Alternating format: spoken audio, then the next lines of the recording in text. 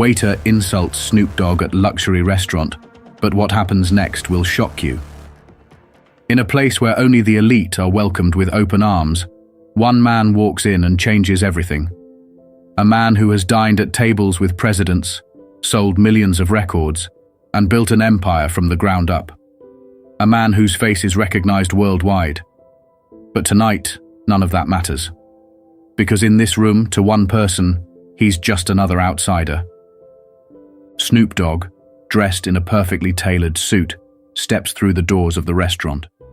He moves with confidence, but the moment he enters, something shifts.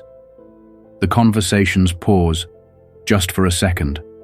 Eyes dart toward him, some in admiration, others in curiosity.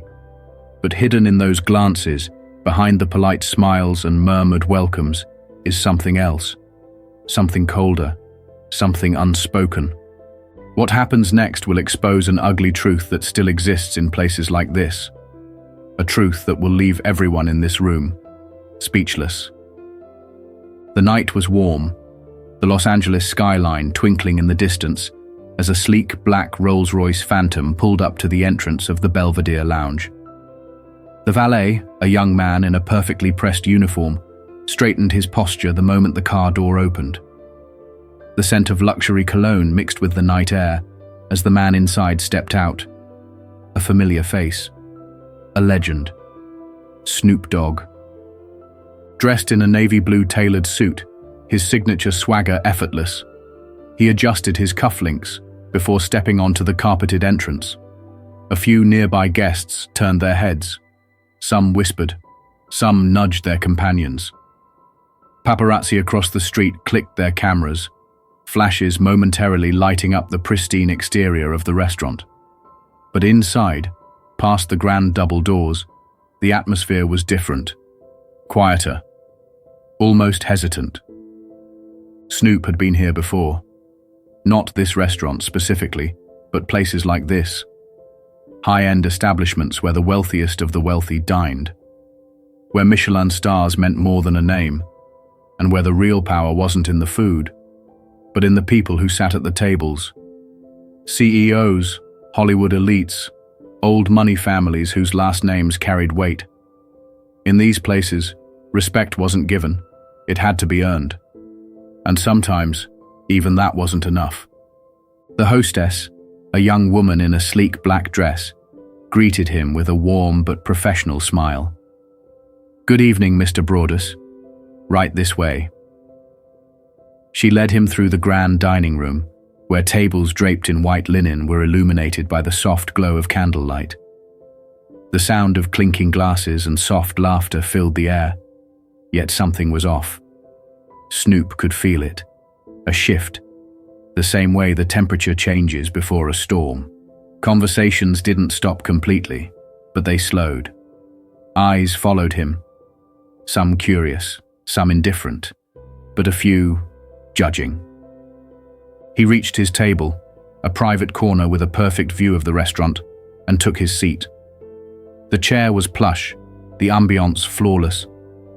This was the kind of place where everything was meant to make you feel important. Yet somehow, the message was clear. You're not supposed to be here. "Can I start you off with something to drink?" The voice came from his left. A waiter, tall and sharp-featured, with a name tag that read Julian. He was in his late 30s, neatly groomed, but his expression was unreadable. Snoop glanced at the menu, then back at the waiter. "Let's do a glass of that Louis XIII, he said smoothly. Cognac, top shelf, the kind of drink reserved for kings and moguls. Julian hesitated. It was only for a fraction of a second, but it was there. That brief flicker in his eyes, like a glitch in his mask of professionalism. "Are you sure, sir?" he asked, his voice polite but distant. "It's quite expensive." Snoop exhaled slowly. He'd heard that tone before. That slight shift in wording that wasn't a question, but a suggestion. A warning wrapped in a smile. The assumption that he didn't belong here, that maybe he didn't understand what he was ordering, that maybe, just maybe, he should consider something more appropriate. "You telling me I can't afford it?" Snoop asked, keeping his voice calm, even playful. He wanted to see where this would go. Julian's smile didn't falter, but his hands, subtly, tightened around the notepad he was holding. "Not at all, sir," he said smoothly. "I just like to make recommendations based on our clientele." "Our clientele." The words hung in the air like smoke.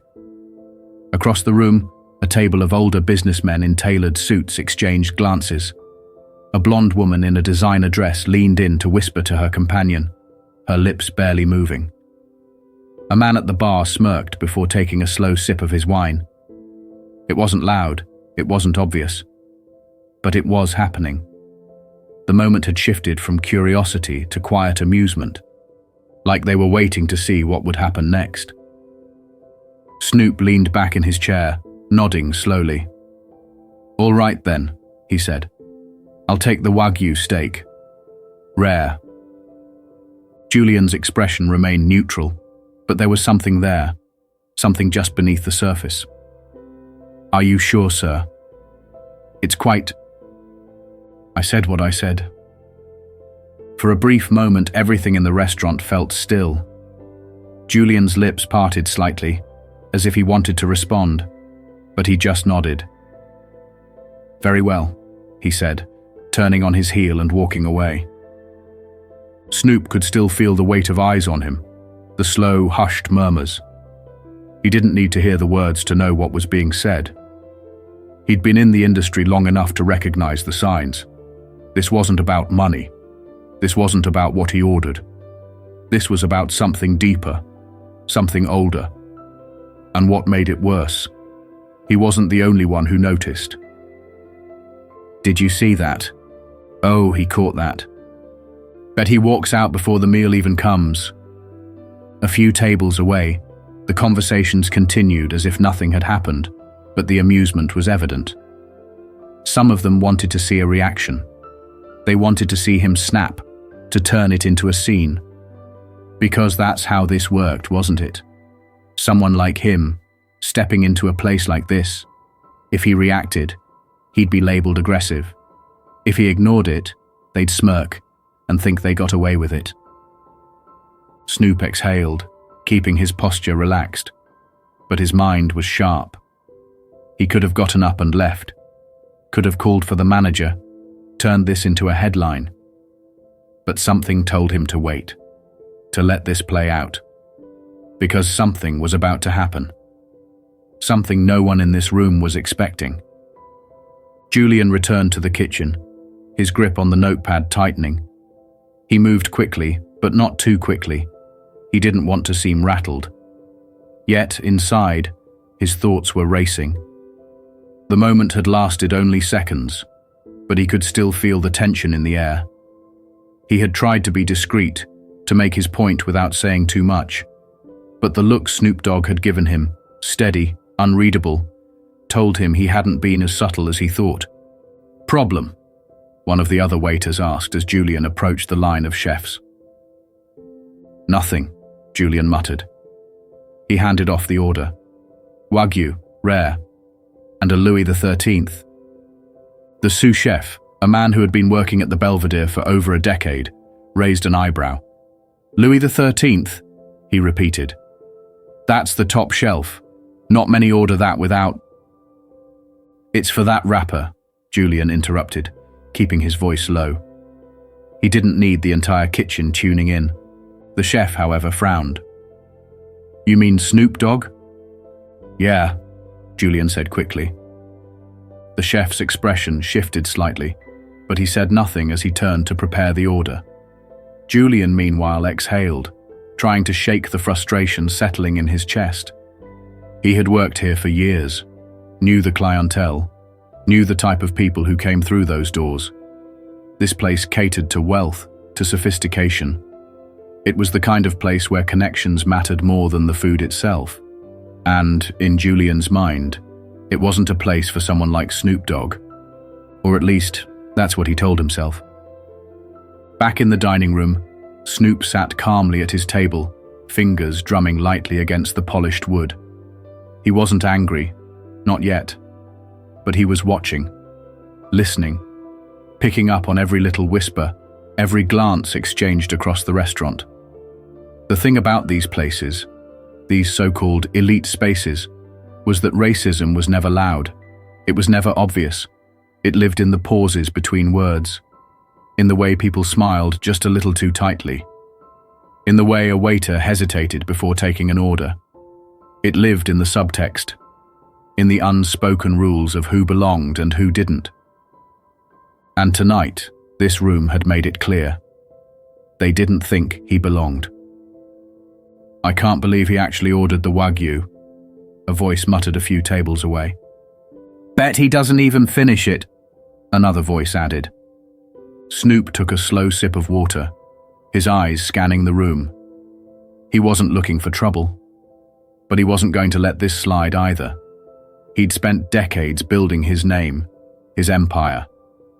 He had dined with billionaires, performed for presidents, bought entire properties with a single phone call.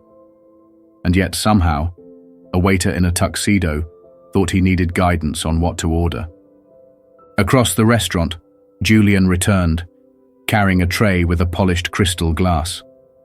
Inside, the deep amber liquid of the Louis XIII shimmered under the chandelier's glow. He set it down carefully, clearing his throat as he did. "Your cognac, sir," he said. Snoop looked at him for a long moment. Then slowly, he lifted the glass, swirled it, and took a measured sip. "Not bad," he said. Julian forced a smile. "Of course, sir." And then he hesitated. It was barely noticeable, just the smallest flicker of hesitation before he turned to leave. Snoop caught it immediately. He didn't need to hear Julian's thoughts to know what they were. "Something else you want to say?" Julian stiffened. "No, sir," he said quickly. Snoop just nodded. Didn't think so. As Julian walked away, he could feel the weight of the moment hanging in the air. He had been caught, exposed in the subtle way only someone who had experienced this 1,000 times could recognize. And now there was no taking it back. But things were about to take an even bigger turn. From the far end of the restaurant, a deep voice cut through the air. "That's how you treat a legend." The restaurant fell silent. Heads turned. Forks froze mid-air. The voice belonged to Jay-Z. Dressed in a sleek black tuxedo, he had been dining in a private lounge with a few business associates. Now he was walking towards Snoop's table, his expression calm but sharp. His eyes locked onto Julian like a spotlight. "I hope you don't treat all your guests like that, Julian," Jay-Z said, his tone smooth, but weighted. Julian's mouth went dry. His palms began to sweat. He hadn't even realized Jay-Z was here. A few tables away, another figure shifted. LeBron James, dressed in an impeccable dark blue suit, placed his napkin down and leaned forward. "I was just thinking the same thing," LeBron said, his voice carrying effortlessly. The murmurs started up again, this time, different in tone. No longer amused whispers, but uneasy ones. "This restaurant claims to be exclusive," LeBron continued, "but it seems like exclusive only applies to certain people." Julian's entire body felt like it was burning. He opened his mouth to respond, but no words came out. The power in the room had shifted. The same people who had been watching with smirks just moments ago were now silent, unsure of what to do. From his table, Snoop exhaled, then leaned back in his chair, the faintest smirk tugging at the corner of his lips. "Ain't it funny how that works?" he said, his voice low but powerful. Jay-Z glanced at the manager, a middle-aged man in a tailored suit who had rushed over, his expression pale. "Mr. Carter, But Jay-Z cut him off with a look. "Nah, I don't want to hear from you," Jay-Z said. "I want to hear from him." All eyes turned back to Julian. He felt trapped, exposed. He wanted to say something, anything to explain, to backpedal, to shift the blame. But deep down, he knew there was nothing he could say. Snoop was watching him now, waiting.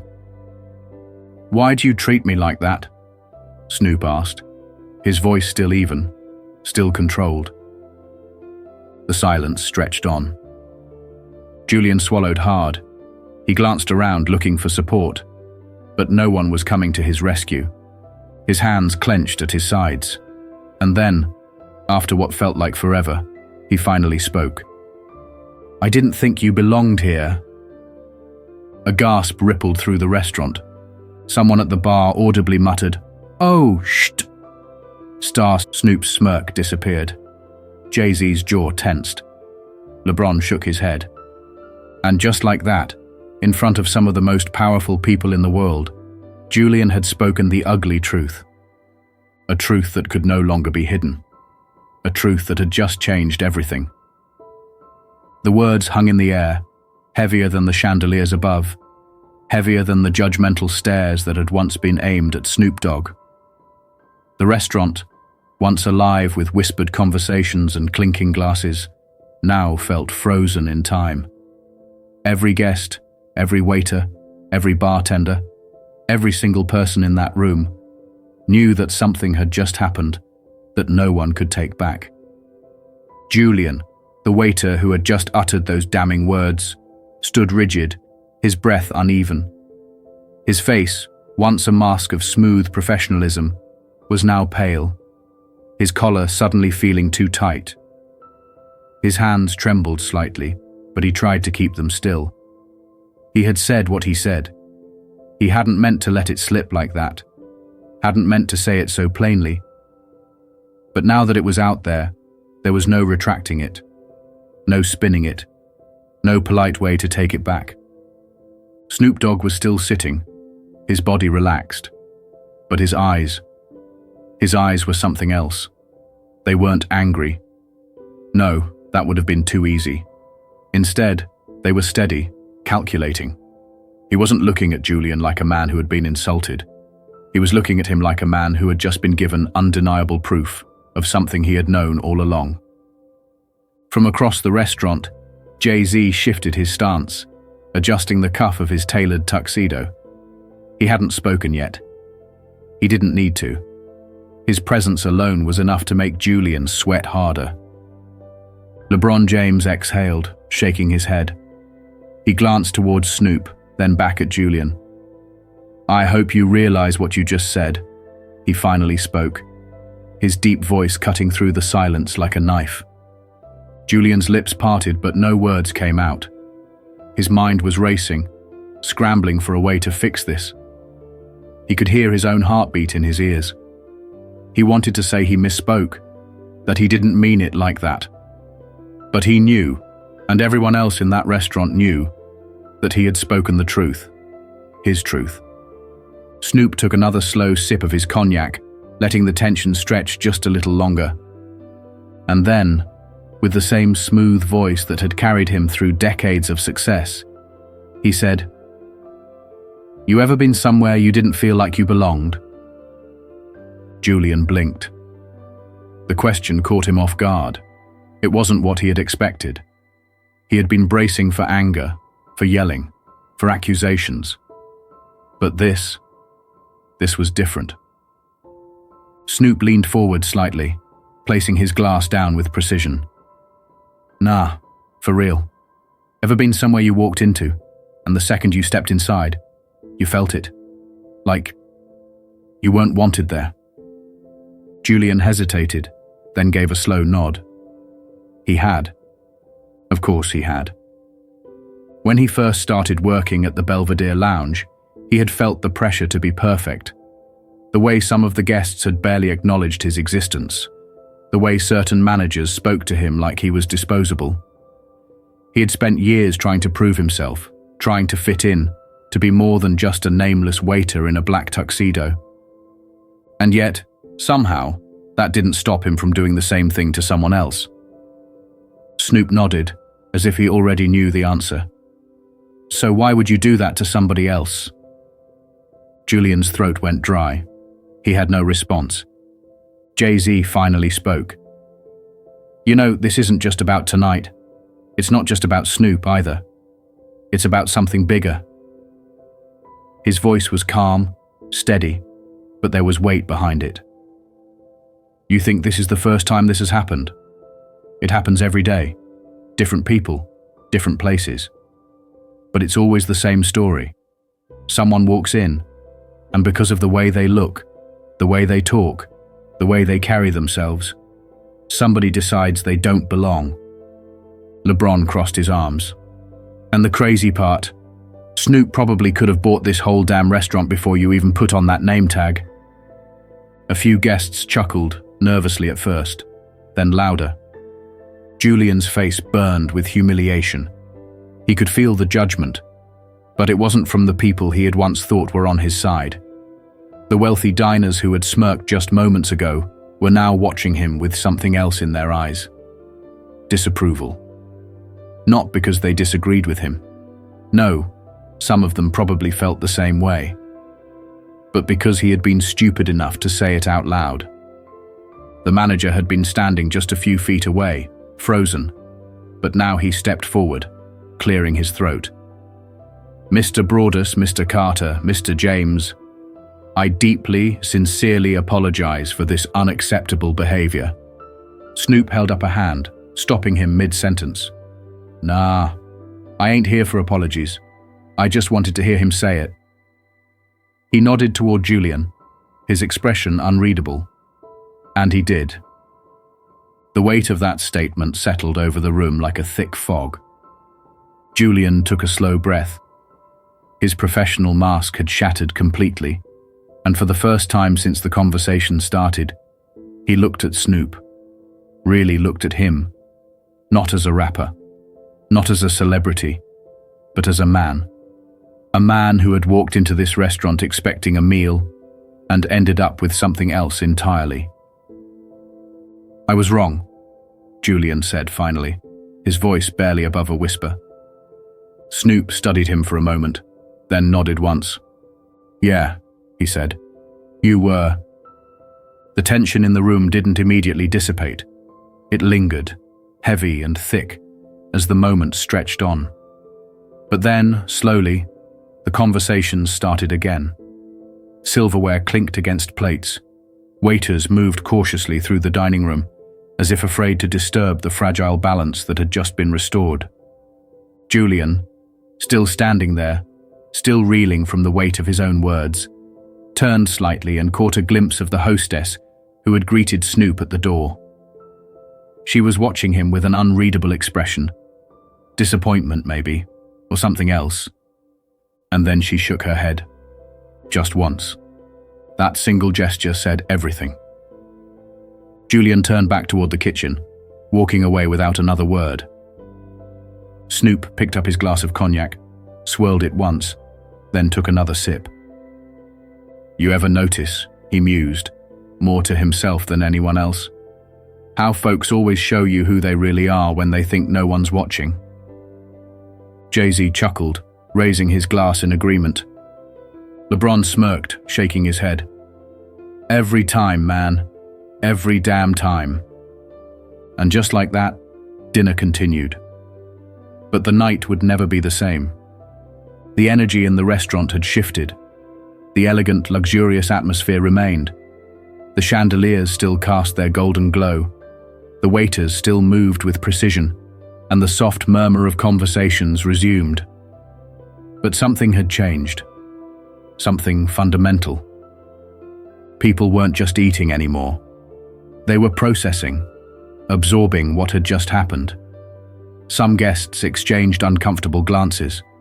Others, the ones who had quietly laughed when Julian first hesitated to serve Snoop, now found their meals less appetizing.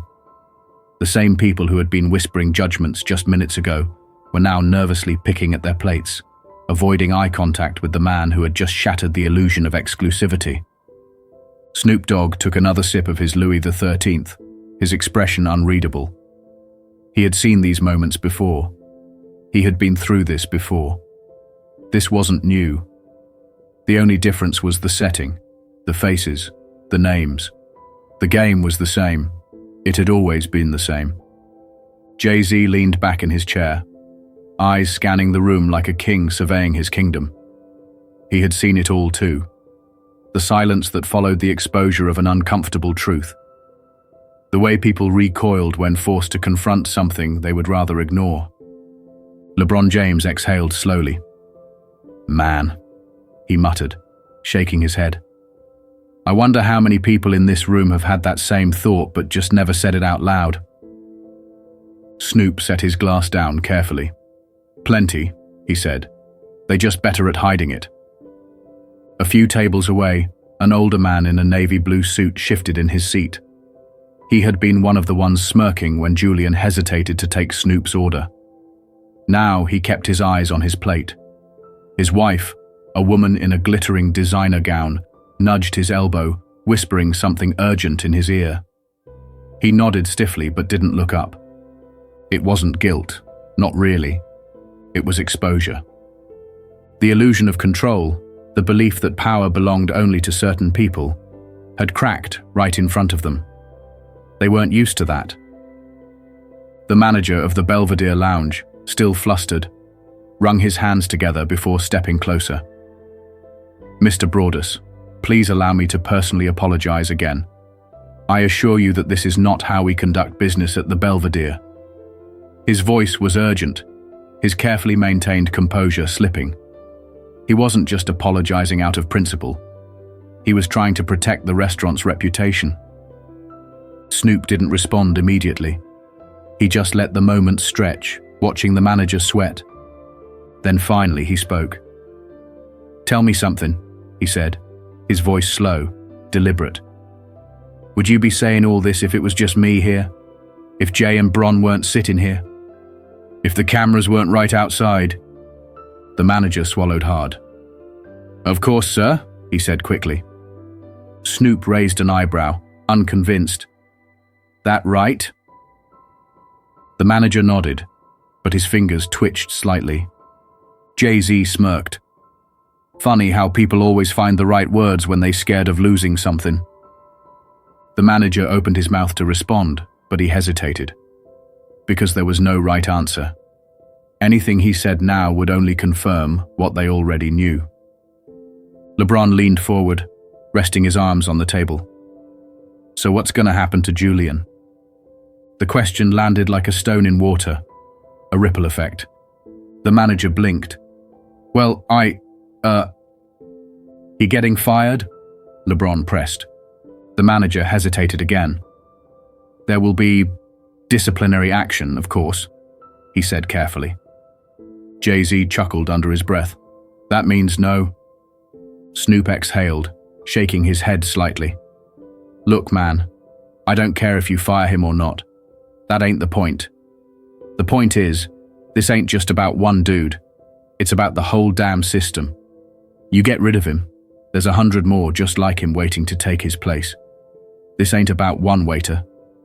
This about how places like this operate, how they've been operating." The manager had nothing to say to that, because it was true. A few feet away, Julian still stood near the entrance to the kitchen, watching everything unfold. He had never felt so exposed in his life, never felt so small. The people he once thought would support him, the wealthy patrons, the exclusive clientele, had turned away. They weren't defending him. They weren't laughing anymore. They were pretending like they hadn't even noticed, because that's how it worked. When the ugly truth was exposed, people didn't stand by it. They distanced themselves from it. They acted like they had nothing to do with it. Julian realized in that moment that he was alone. And maybe, just maybe, that was exactly what he deserved. Snoop took another slow sip of his drink. "You know what I love about moments like this?" he said finally. Jay-Z smirked. "What's that?" Snoop leaned back, scanning the room. "It's real quiet now." A chuckle rippled through their table, but the truth behind the words settled deep into the restaurant's bones. Because that was the thing about racism. It was always loud until it was confronted. Then suddenly it got real quiet. The night continued. The food was served. The music played. The world outside kept moving. But nothing in that restaurant would ever feel quite the same again. Because some moments, some truths, don't just disappear. They stay. They linger. They change things, even if people pretend otherwise. As Snoop stood up to leave, he adjusted his cufflinks and turned back to Julian, who was still standing there, silent, staring at the floor. "You got a choice, homie," Snoop said. "You can keep living like you do, or you can learn something from this." Julian finally lifted his gaze, and for the first time that night, the arrogance was gone. No forced politeness, no quiet defiance, just the raw, unsettled weight of realization. Snoop held his stare for a moment, then gave a slow nod. "Do better." With that, he turned and strode toward the exit, Jay-Z and LeBron beside him, their presence commanding, like kings departing a battlefield. The second they stepped outside, the night exploded in camera flashes, reporters scrambling to capture the moment. But inside, beneath the soft glow of the Belvedere lounge, the silence stretched. The weight of what had just unfolded didn't disappear. It sank into the walls, into the whispered conversations, into the shifting glances of those who had witnessed it. Some would pretend it never happened. Some would dismiss it as just another uncomfortable moment, quickly forgotten. But some would remember. Because truth once spoken has a way of staying in the air, long after the words have faded. It forces people to look, to confront, to question. Even when they don't want to. Even when they'd rather turn away. Because once you've seen the truth, you can't unsee it. So now the question is, what will you do with it?